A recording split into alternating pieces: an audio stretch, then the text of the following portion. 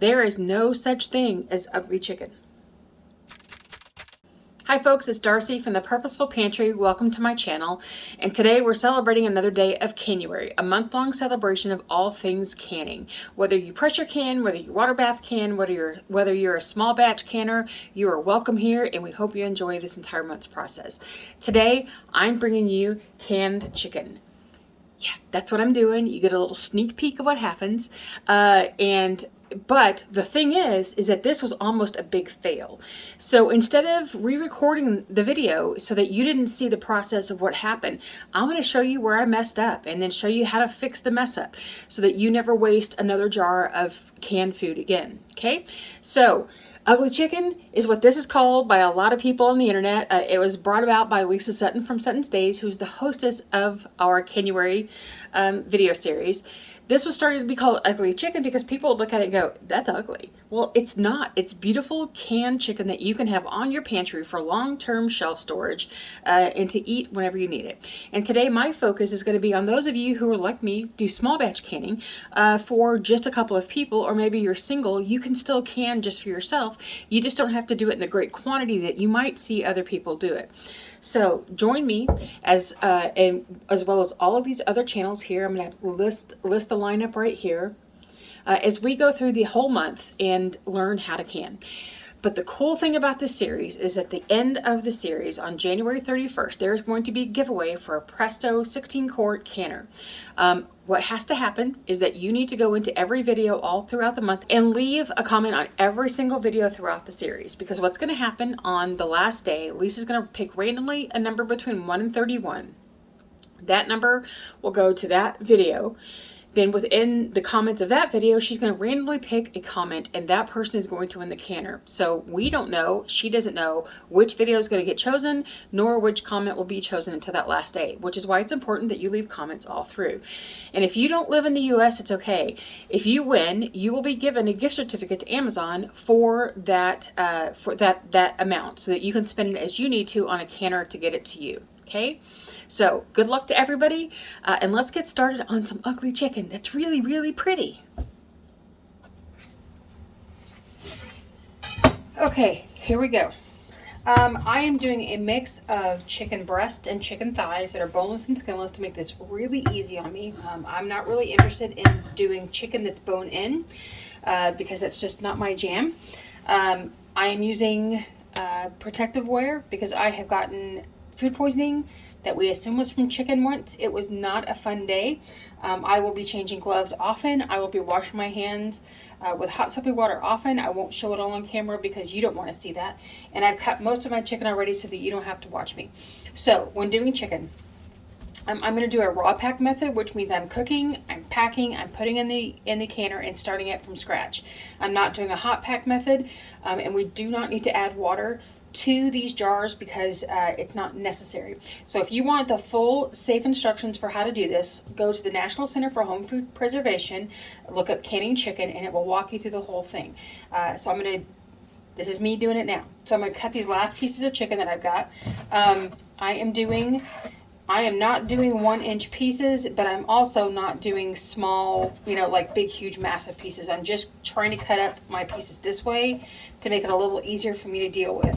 I am not being too terribly picky about the fat because fat's good. You just don't want big globs of it. If you do that, that's awesome. But I prefer to take out the big, huge globs so that I make sure that I don't have a problem with any kind of fat being an issue. And then just cut those last pieces up, and then we're going to start doing our jars. I'm going to clean up here real quick, and I'll bring you back to that. I'm going to try not to handle my jars, but it's going to happen. You're going to have a little bit of cross-contamination within your work zone. As long as you practice hygiene, that you use good tools to make sure that you move things around, you should be safe, okay? So what we're going to do is start packing our chicken.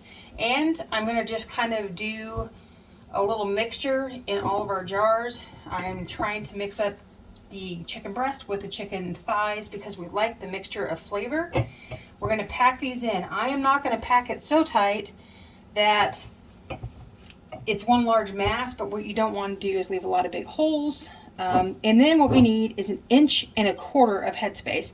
I know in the past it's always been 1 inch of headspace for chicken and meats, But I don't remember what year it was. I don't know if it was the 2015, 16, 17, 18 update to the USDA guidelines. It is now an 1.25 inches for chicken, not just an inch. So I'm making sure I'm leaving that headspace. All right, there we go here. And I hope I have enough for all of these. And if I don't, that's fine, because what we're doing, can I do that? Nope. Is small batch canning. When you can, if you're a new canner and you're worried about, oh gosh, I keep missing that, don't I? That you worry about, I can't possibly eat all that stuff within any kind of range. I don't want to make that much. It's just me. You can do this in small batches. Each of these jars is a pint jar, and it holds about a pound of chicken. So if you are single, you could eat a pound of chicken between 2 to 3 meals. So this would work just fine for you. It's perfect for 2 when you're doing casseroles and things. That's about okay. If you have a family that's bigger and needs more, you can do this in a quart size, or you can just do it in smaller ones if it's easier for you to store and just use more jars. But you know, these are approximately 1 pound a piece. And it looks like I'm only going to be able to get, let me try just to see. I may have to, yeah, I'm only going to be able to get 7 out of this. All right, so make sure that we add that 1 extra piece where it's needed. I don't want to do too much. Go through here and make sure. And I think that I am good. And we will save these. This last jar I will put aside and put with dinner. Now, I know that my jars have been touched by chicken hands just because I had stuff coming in here and I'm touching the tops. So I am not right now going to just go through and redo all of this. I am going to set this aside and get it out of my way. I have a little zone over next to my stove where I'm putting all of my dirty dishes. However, I am going to change my gloves to do the next part of this. I know that it's not saving all that much, but really schmutzy hands versus a little schmutzy hands is where I'm more comfortable. But that, if you don't need to, this is just me, okay? So I'm gonna go ahead and put my lids on, my rings, and get ready to can. All right, my hands are washed, new gloves. Now we're gonna start this. Since we are raw packing, I don't need to do any kind of preparation. So we're just gonna go through. Okay, stop. Stop everything that you're doing. Stop everything that you're watching. Those of you who know. Those of you who don't, I need to show you something that I did wrong that's going to affect this whole project down the line. But I wanted to stop right now and show you what I should have done from the mistake that I made that will save you in the end. I have a canning checklist right here on my screen. I usually keep a paper copy of it so that I can actually mark off, but I could not find where I tucked it away when I did a big cleanup. I know it's got to be somewhere, I just couldn't find it. So I went ahead and just pulled out my tablet and I pulled the list up, read through my list, knew what I needed to do. But because I was focusing not only on filming for you and then making sure I was staying clean enough that I didn't get chicken poisoning and then get sick, I didn't pay enough attention to my steps and skipped a step. And this step, it seems like it's not a big deal, but it's so very important for the end project of your canning. I forgot to wipe the rims. So when you're putting food into your jar, you need to then finish by taking a paper towel or any kind of lint-free cloth.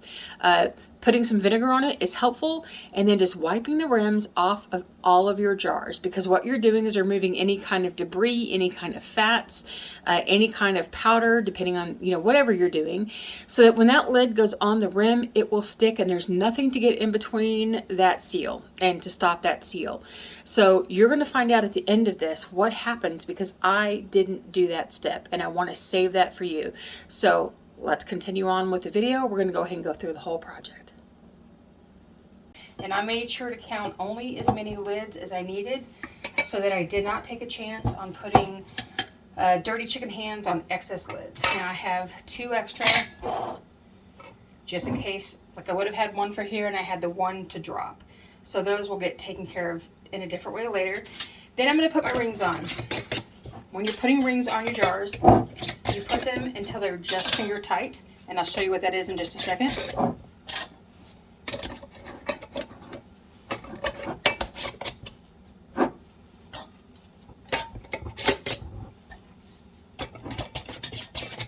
Okay, Finger tight rings. Okay, this is where you need to really learn how to do this, because if you get the jars too tight, if you get the rings on too tight, you can cause siphoning, which is when some of the stuff comes out of the jar and gets into your water. And while technically that's not really a problem, it just it's not worth the mess, and it's not worth what happens. So what you want is, you don't want to be able to move the ring like this. You don't want to easily be able to move it, but you also don't want to crank down hard on it. So what you want is just until it catches. You can no longer move it with your finger, and there's no movement here, okay? But it is also not cranked down so tight that I have to work at getting it off. So we'll do the next one, just finger tight, okay? Just right there. And you can use any rings that work, even if they're dirty and gritty out of use, as long as you can put your ring on easily. If you're not having to really work at getting it on, then that one's time to retire. All right, so I'm going to transfer these over to my workplace to get ready to start canning. Okay, now that we've gotten our chicken ready in the jars, we're going to start through our checklist for our canner. I have a copy of it available on my website at thepurposefulpantry.com/canning-chicken. You can download a copy there. Here is, hi, how are you doing?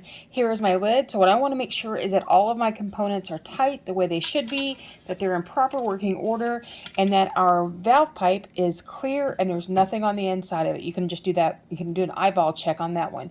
Once you're done here, then we're going to move to what we have to do in our canner.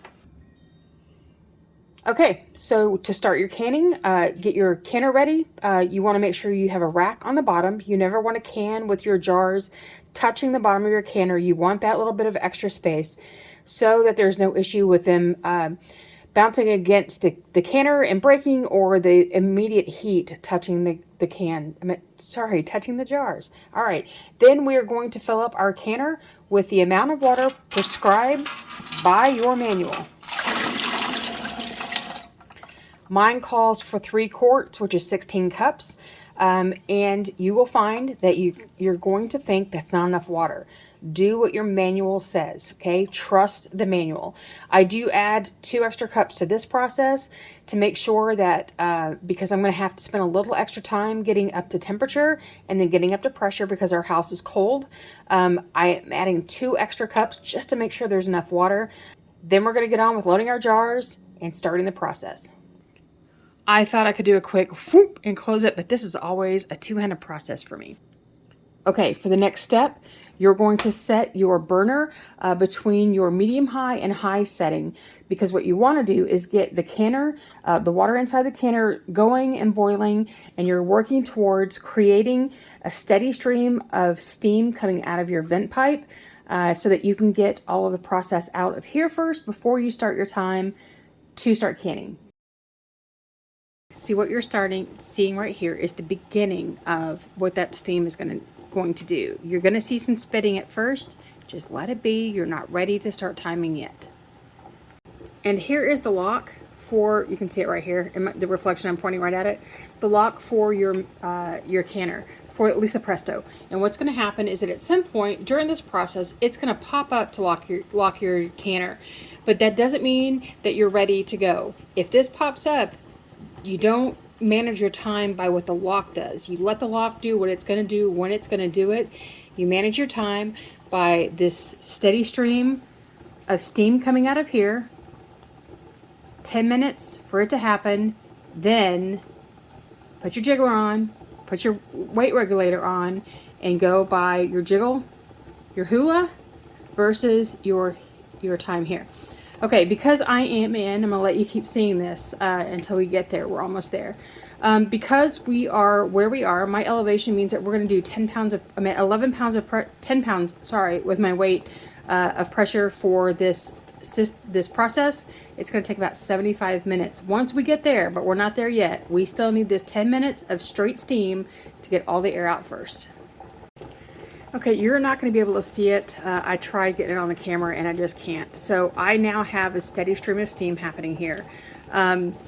Because it was a cold canner, cold chicken in a cold room, it took about 20 minutes for this to finally get to the point where it was pushing off solid steam. So from now we go for 10 minutes. Once that 10 minutes is up, on goes the jiggler. All right, here we go with the perfect little jiggle. This is what it should look like. And again, ignore the gauge. You don't want to pay attention to this. It will show something, but it's not something that you want to be paying attention to. Now, if your jiggle gets less than this and kind of stops, you get it back up to the jiggle, and you have to start your time over because it will have depressurized some, and you can't have that. If this gets to where you're jiggling hard a lot, you run the risk of running your canner dry or creating siphoning issues, or try that again. If this gets to where you're just jiggling hard all the time, you run the risk of letting your canner run dry. If you're going between this and a really hard jiggle, and then this and a really hard jiggle as you're trying to adjust, if you're going back and forth between that a lot, you're going to have issues with siphoning, which is where the liquid from inside the jar gets sucked out of the jar into the water. Now, while that's not a safety issue, it's not something that you want to have happen, because then it can reduce the seal integrity, and you're just making a mess. So try to make sure that you're keeping a good general jiggle here. You may have to make some adjustments, but don't let them get out of hand. And if you drop down to almost a stop, you got to start over. Okay. All right, our 75 minutes is up, so we are going to turn off the heat, and we're going to allow this to come to a natural depressurization. I'm not going to do anything to it. I'm just going to let it happen on its own. It should take between 15 to 20 minutes, and then I'll catch up with you when it's all done. How do you know when it is completely depressurized? One, you're not going to hear anything coming from here. And two, this lock is going to go down. Then give it an extra 5 minutes just to let it sit and do its thing before you lift the lid. Okay, as you can see, I've opened the lid and just kind of popped it open just to let it have a little bit more time to acclimate to the temperatures happening, to adjust from the outside to what is in my home. In a minute, we'll pull them out and see what they look like. All right, if the stuff has had time, I'm going to place my lid over here. And if you hear my kitty cat in the background, she's thinking that she's getting something for dinner because she smells food. All right, so we're going to take our jars out very carefully. Just reach inside, pull them out. Look at that. Look at that chicken. Look at that beautiful stuff. Right over here to this pad that a viewer named Liz made for me that I think is just precious. So here we go. I'll leave you a link down to her channel so you can see what she does. Now you might find that the rings have come a little bit loose during the processing, and that's okay. That's what happens. So one more jar.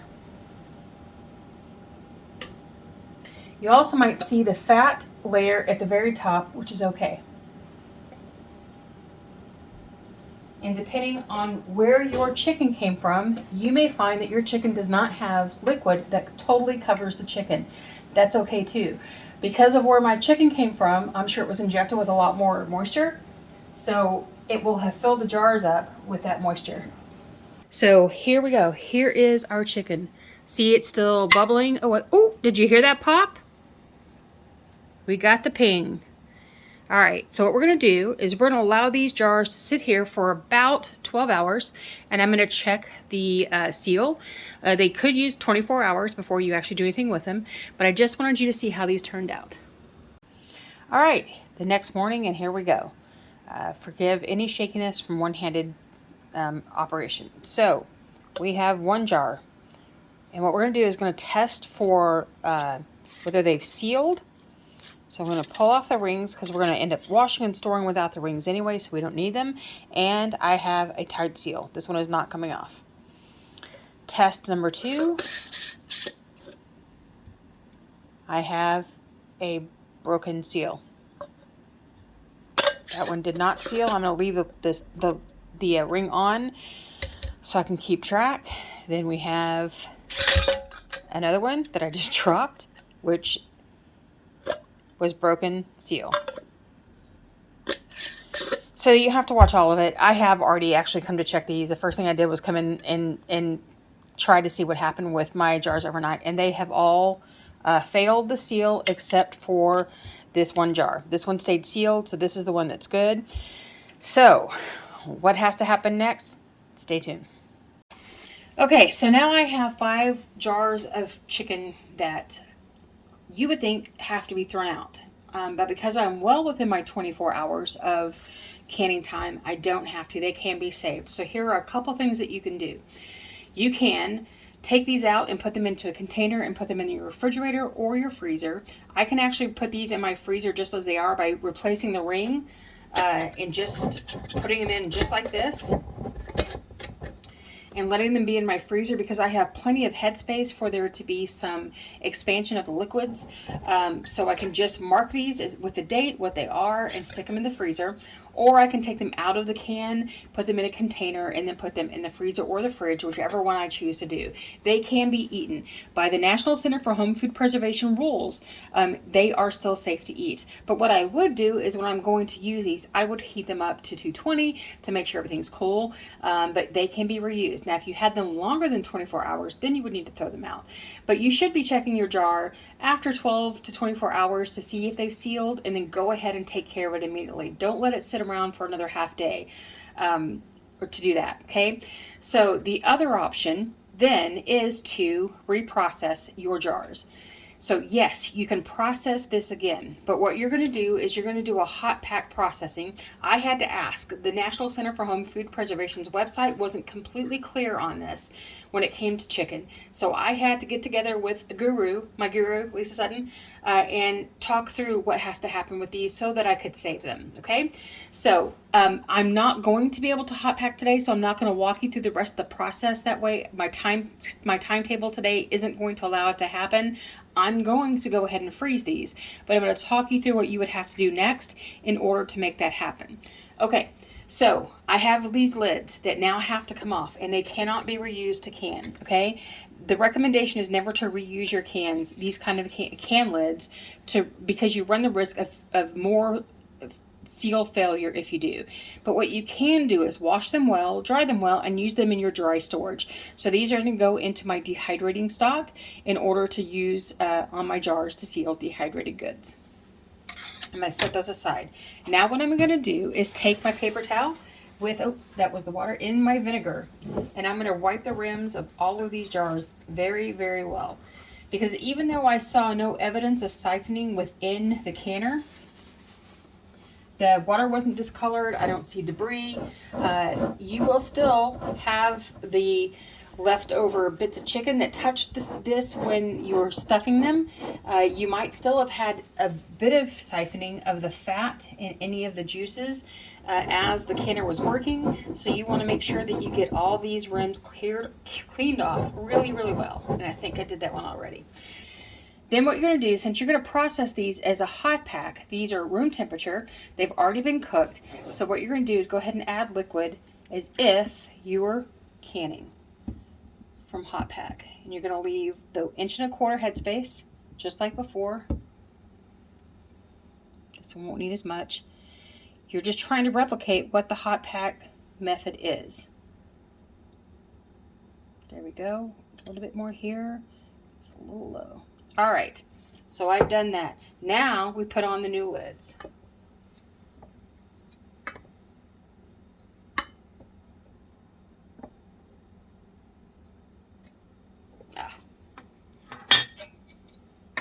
And then we put on our rings, finger tight.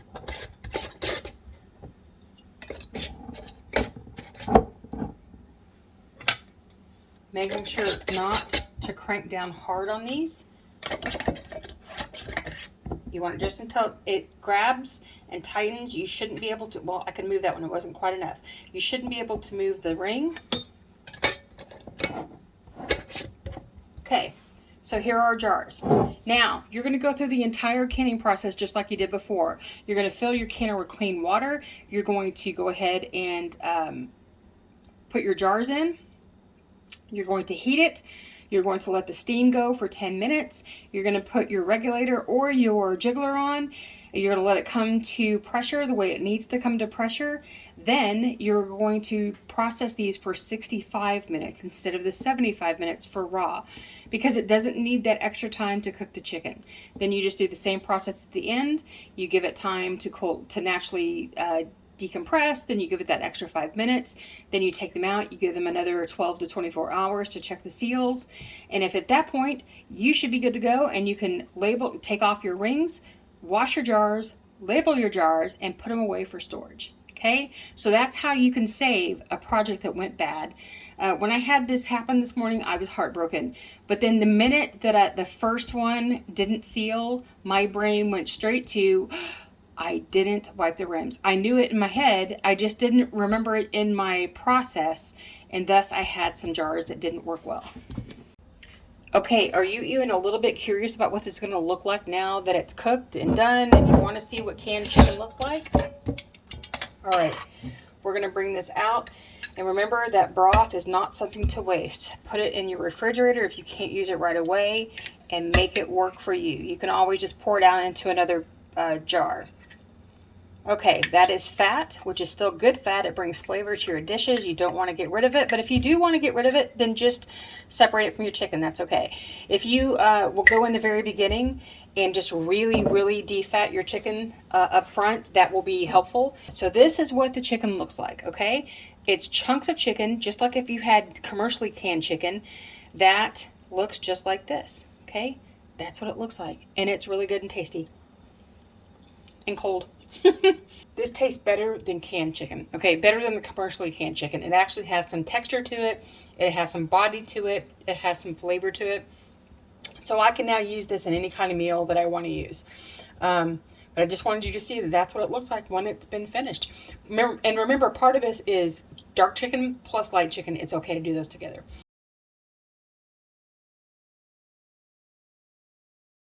So, you can save a project. I am disappointed that I couldn't put back all 6 of these jars for me. I'll be the one eating most of this. Even though I live in a family with 3 other people, this is going to be something that I probably alone am going to eat. And how I'm going to use this is to open it up and make some chicken salad, because I love chicken salad. I can save the little bit of broth that's in this jar, and I can just tuck it aside in the refrigerator till it cooks again, and I'll just add that stock, because you don't want to waste the chicken stock that's created from this process. That's what this liquid is on the inside, is awesome chicken stock. So again, thank you for watching, and I hope that it helps see ways that in case you have a project that doesn't go well, that you can see the ways to save your chicken. Okay, remember, leave comments to enter the giveaway at the end of the month. And if you want to see more canning videos from Canuary, check this link right here. There's going to be lots more for you to see. And until I see you again next time, happy dehydrating. I almost did it. That's my tag for all my dehydrating videos. Happy canning. See you again.